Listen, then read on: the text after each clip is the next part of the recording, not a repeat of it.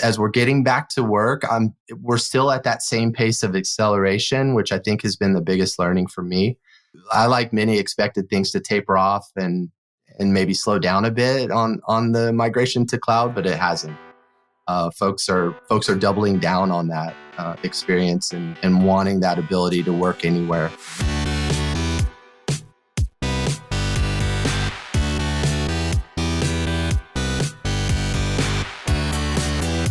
You're listening to The Successful Bookkeeper with your host, Michael Palmer. Listen each week as inspiring guests share their secrets of success to help you increase your confidence, work smarter, and build a business you love. This episode of The Successful Bookkeeper is brought to you by PureBookkeeping.com, the proven system to grow your bookkeeping business.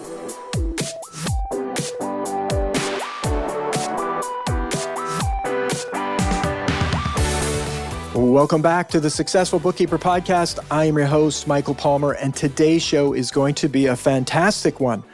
Our guest is a partner development manager with the Intuit Accountants channel and a regular contributor to Firm of the Future and Tax Pro Center blogs. He is also a second-time guest on the show. Robbie Randall, welcome back.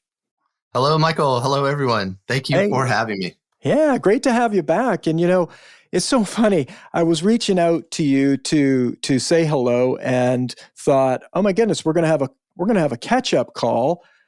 Why not actually get a real catch-up call and share it on the podcast? Because you had said, you came back to me with the words, yeah, wow, it's been a roller coaster since we last chatted. And I thought, my goodness, I bet you Robbie would have a heck of a lot of information and just your take on what's happened in the accounting space in North America over the last 18 to, getting on 24 months. Only 24. Yeah. Absolutely. So kind of cool. Yeah. So listener, you get to sort of hang out with us while Robbie and I catch up, and we catch you up on what Robbie's been up to. So it's kind of like a community catch-up call here. Absolutely. Let's have it. I'm ready, Michael. It's been a very long time, and to say that things have changed would be such an understatement. What a drastic difference from the last time we spoke 24 months ago. It's just been such a ride. Such a ride. Well, maybe let's start with, tell us a little bit about your career path. I mean, we have another episode our listeners can jump back to and learn more about you, but you've had a bit of a change at Intuit as well. But tell us a little bit about what you're doing here with as a partner development manager with Intuit Accountants channel. For sure. So I'd say within the last, 3 years, somewhat, I actually moved to Texas. Kind of an interesting story. Started out in Atlanta, Georgia, working remote in sales for Intuit. Was asked to come to Texas to, try some new things. And I thought, hey, this is a great time to step away from sales for a moment, kind of get my head together, not have that, quota hanging over you every month and every quarter, and just try some different things. Came to Texas, became a product consultant in a sales enablement role, which was really fantastic. I got just absolutely broadened the reach. I got to speak with more accountants, bookkeepers and tax professionals, business owners. It like quadrupled the amount of pros that I was speaking to.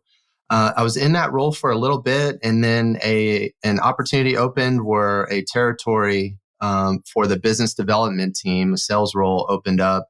Stepped into that as just for the interim, just to fill the territory, keep it running, or what they call it Intuit, a stretch role. And then just naturally grew into the role. I've been doing that ever since. It's interesting. We've had a lot of changes here at Intuit too. Part of that is a massive organizational restructuring. We're aligning under our big bets of artificial intelligence in the platform, connecting businesses to pros, and some other initiatives that we have. And part of that, we've moved this space of the top 100 accounting firms in the country into what we call our partner channel. So the way we're speaking about those top 100, the way that we're interacting and thinking about our relationship is evolving. and I think becoming more into focus. So yeah, I've been on that journey for a little while now. I manage a 15 account territory across 6 states. And I'm learning so much still every day. It's just every day is a new adventure. You know how it is in our industry. It's just, you never know when you wake up how the day's going to turn out. It's such a wonderful thing. It's very cool. I mean, that's what I've always thought about you is you really love what you do. Absolutely. I've heard it said before, and I'm part of that tribe. I think we've got some of the best folks in our industry that you could ever wish for. I mean, our pros help families and businesses thrive. It's how amazing. cool is that? Who else can say that really in any industry, right? Like that is our goal. We wake up, we eat breakfast, and we get after it every day with that singleness of purpose in mind. And gosh, it's just so cool to be a part of, and it's interesting to see how it plays out in the day to day. It's pretty cool. And it's one thing I love. I always love hearing and bringing up for our listeners. The work they do goes right where it counts on the money side of business. And so it's such like you say, you're helping families and businesses thrive. And it really is the truth. So we love that. You've got 15 accounts, Robbie. You've been working with them. These are some of the largest accounting firms in America. And over the last 18 months to 20 months, really, I'm losing count. How long it's been since we've been in this washing cycle here. Rinse and spin. New normal. Rinse, repeat, spin, cycle, the whole works. It's crazy. The new normal. What, off the top, what an interesting window for you to be working with multiple firms, big firms, and seeing them go through this tumble and wash. Absolutely. Something that struck me very early on was how they're almost a bellwether for your 1 to 3 partner or single owner bookkeeping or accounting companies. Like they're typically what you'll see in these larger companies. They're leaders, they're market leaders, and you'll see that. I don't want to say trickle down into, because I don't think that's appropriate, but you'll see that kind of dissipate. Their best practices, some of the changes they're making and things like that. You'll see that, kind of float through the rest of our industry. That being said, too, I don't want to take away from the single owner business because of the agility. One thing I do miss about working with, the 1 to 8 partner, those smaller firms, is their agility, their ability to say, hey, you know what, we want to move in this direction now. And then all of our forces, all of our energy and our ability to pivot happens immediately. It's just, or seemingly immediately, right? It's almost in real time. It's a little different with larger firms and larger organizations. These corporations, they make decision by committee.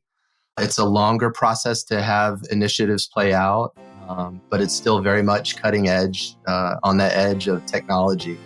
Which is very exciting. I have some exciting news for you. The Successful Bookkeeper podcast now has a free global virtual event called the Successful Bookkeeper Summit. That's right, it's a 2-day online conference featuring 20 incredible speakers from the bookkeeping, accounting, and business worlds, some of which include best-selling author of Profit First, Mike Michalowicz, and pricing expert Mark Wickersham, to name just a few. At the summit, you'll receive tips on how to price your bookkeeping services, market your business, hire great staff, and so much more. It all begins on December 2nd, 2021. To secure your free spot, visit thesuccessfulbookkeeper.com/summit. Again, that's thesuccessfulbookkeeper.com/summit. Don't miss this chance to rise up and change your bookkeeping business in 2022. Register today, and I'll see you at the summit. Now, let's get back to our interview.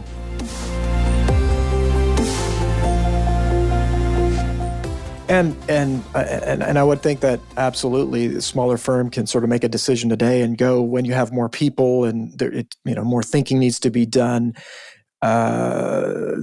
before those decisions gets made, and then it's different. But when you think about how these firms have gone through the cycle. What did you notice? I'd be curious to notice out of the gate in these larger firms, working with them. What was the sense? How are they dealing with COVID? Gosh, I didn't see much of a difference between my clients and my company. So we were acting very much the same and taking the same steps. I think immediately there was the urgency to transition to remote very quickly. How quickly and how effectively can we do that with the least amount of bumps and bruises over the next several days or weeks? So I saw that we were acting in very similar ways, into a publicly traded company versus maybe a large regional or national private company. But then, speaking, I've got CPA friends that own businesses, and speaking with them, it was, if they weren't remote already, it was very much the same steps that they were taking. How can I move into a space of a virtual meeting? How can I transfer information between my employees and then with our customers in a way that's safe and secure in this remote space? So we all it felt like we were all on that journey together, no matter, indifferent of size. It was just, the sheer mass of having to move 8,000 people versus, 12 to 15. It was an interesting thing to see. I can tell you here at Intuit, we made the change within 3 days, which was absolutely mind-boggling to me. They made the announcement, and quite literally, from my understanding, everyone I've spoken to, within 3 days, folks were allowed to take their computers home from their desk, bring their phone and headset, get everything that they need, go ahead and take inventory, take it home. IT folks were helping them get plugged in and up to speed very quickly. And I was just amazed at how well folks pivoted and were able to still service their customers during all of that confusion and urgency. It was a thing to see. It's amazing. I mean, just absolutely amazing and refreshing to hear, a company, looking back now, we know people that took great action to keep people safe were a part of the solution and not a part of the problem. And so another big check mark for Intuit, and always refreshing to hear large organizations taking care of their people. You've seen the front lines. Were there surprises for you over the last 18 months? It's come in the look back, right? So the data that we're seeing now, when you talk about this move to cloud and this transition to remote capabilities, it's been a trajectory, and it's been something that's been measured, and you can plot it on a chart, and it's been very predictable. For most experts, they see like a 10-year horizon for this transition that we're going through, maybe 15-year horizon on some of the outliers. Looking back on the data, though, now it was interesting to see that it made up 3 years within a few months of how fast people adopted cloud platforms, made the switch from legacy desktop solutions into a cloud environment, started using things like Zoom. If you saw Zoom just take off in the market and them just grow share exponentially because of the ease of use of their platform, the way we interact with each other, it accelerated, poured gas on that thing that was already happening. So that's been, I expected it. With things slowing down, though, in this, as we're getting back to work, we're still at that same pace of acceleration, which I think has been the biggest learning for me. I, like many, expected things to taper off and maybe slow down a bit on the migration to cloud, but it hasn't. Folks are doubling down on that experience and wanting that ability to work anywhere. So it's interesting. It's interesting times for sure. Couple that with 5G, the 5G networks coming out, and all those other things that are happening to support the architecture of what we're doing. It's very interesting times. It is. And, it's interesting you say that, because I would have, not thought about it, but I would say many people would embrace the technology naturally. It's like, hey, this is better. This is going to improve my life, my business, my customers' experience. Well, let's do that. But then other people, many people say, yeah, I know, I got to do that. But look, let's not fix what's not broken. Exactly. Right. And that's I've been doing it this way for 30 years, right? Like why it's fix? been working. Exactly. For sure. Exactly. But then now it's like, oh, wow, this is, it was broken, right? Because I had to change and try something. It's like, yeah, I got to use Zoom. It's like, wait a second. I can use Zoom and not have to travel to my clients to have a face-to-face meeting. That's going to save me like how many hours a week, right? And so I think people got a taste of, the ones that were like sort of set in a, hey, this is working for me.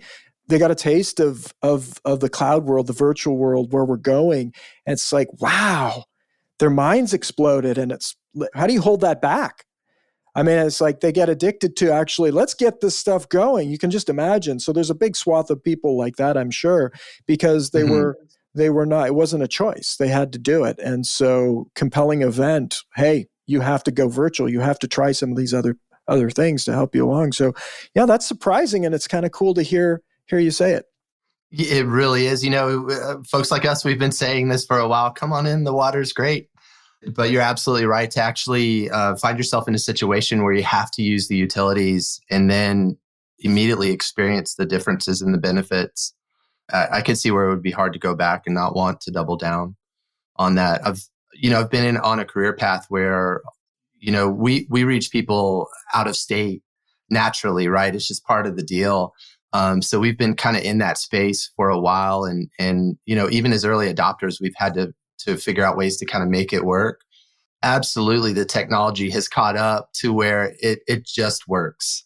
It's less of a, hey, how can I figure out how to make this fit into my system? It's more about the fact that just, hey, you just turn it on now and these systems just seem to be working and working well. You're absolutely right. Again, very exciting as a neophyte.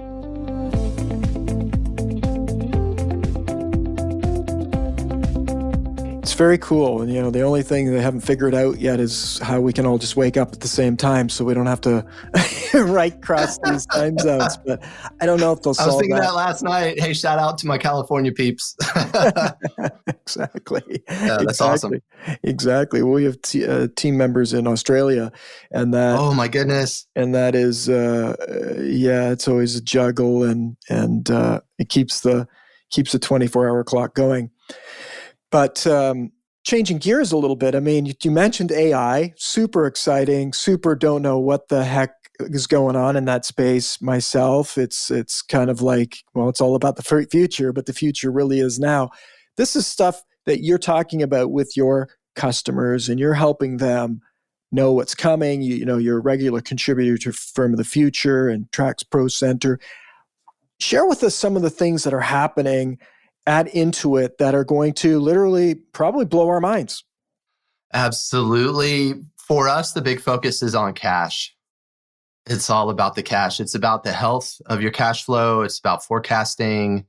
And I think to demystify artificial intelligence or AI, I think having the focus on machine learning and what that can do when deployed and monitored and effective is absolutely amazing. So some of the things that, we're considering and some of the things we're already seeing in the platform is to surface critical information that might be buried in a report somewhere, right? So, hey, look, take a look at this.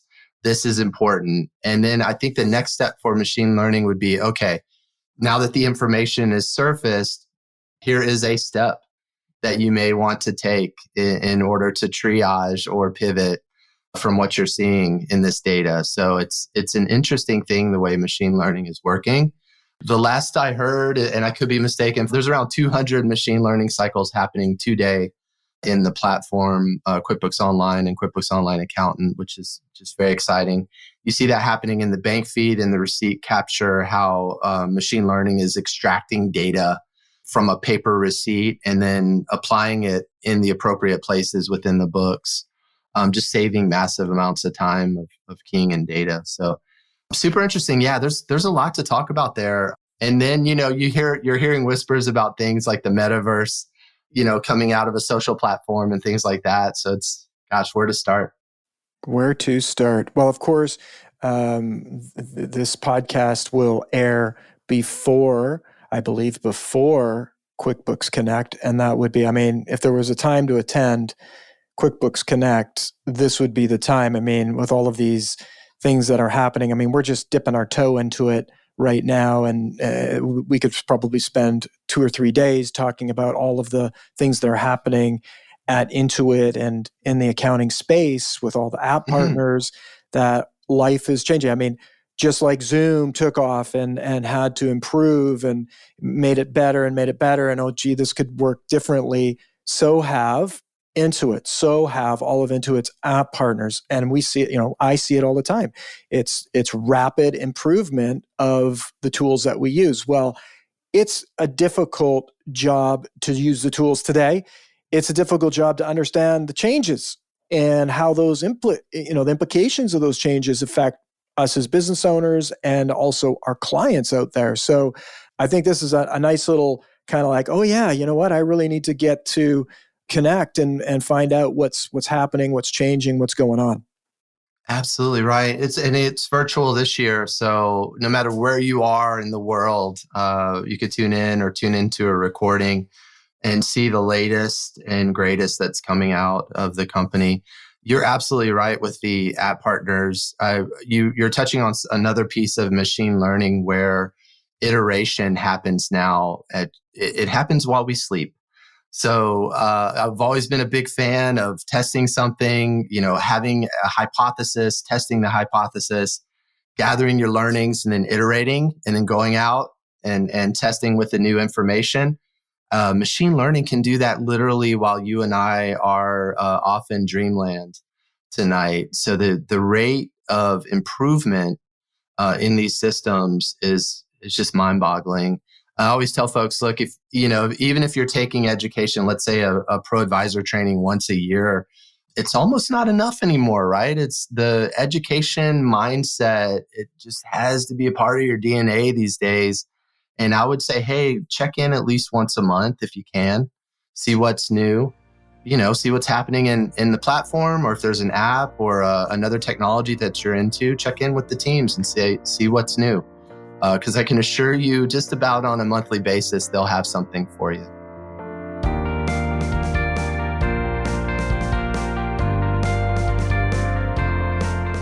Yeah, and you're absolutely right. And the benefit is, you said it earlier, the amount of time that can be saved, the amount of improvement of information that can be garnered and given to clients.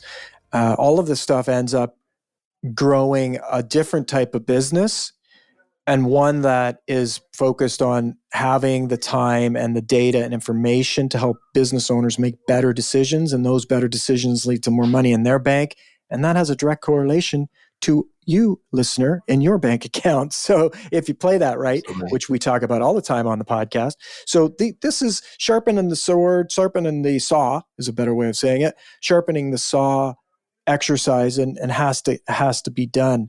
And so get to QuickBooks Connect this year. It's virtual, super exciting, and we'll have a link to that in the show.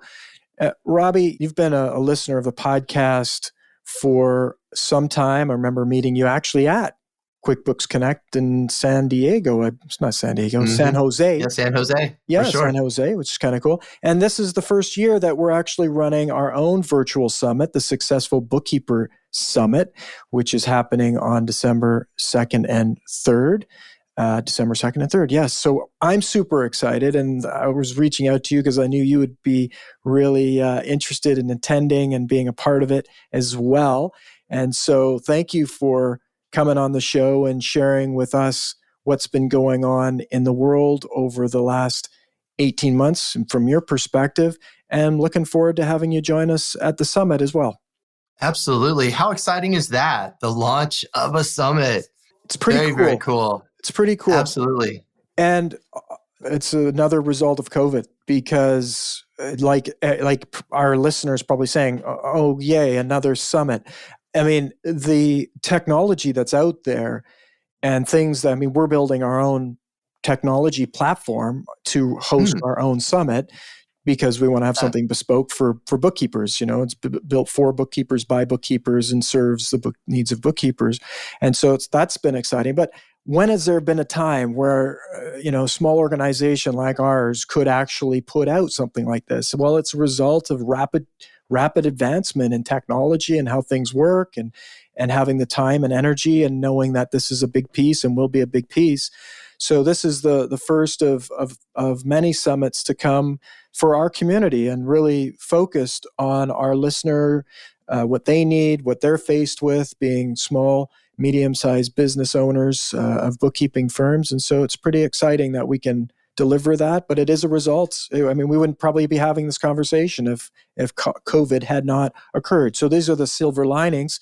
Lots of terrible, awful things happen in the world, but it's now our time to rise up and do what we can to make it a better world, and to ensure that maybe this never happens again to our planet. Absolutely. I love the ability to connect, and the fact that you can stream 4K from what's in your pocket right now, a 4K video from your phone, from anywhere in the world, to reach someone else or to connect with someone else is just so wonderful.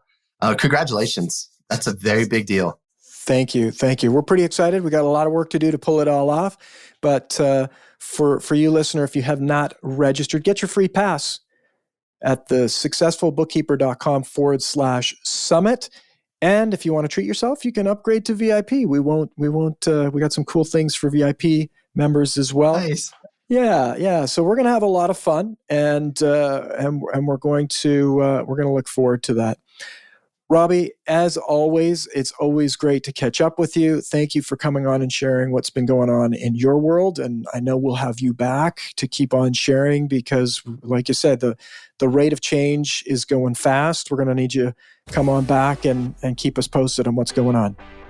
Absolutely. And I will certainly see you on December 2nd. Michael, it is a pleasure. Thank you for having me. And with that, we wrap another episode of the Successful Bookkeeper Podcast. To learn more about today's wonderful guest and to get access to all sorts of valuable free business building resources, you can go to thesuccessfulbookkeeper.com. Until next time, goodbye.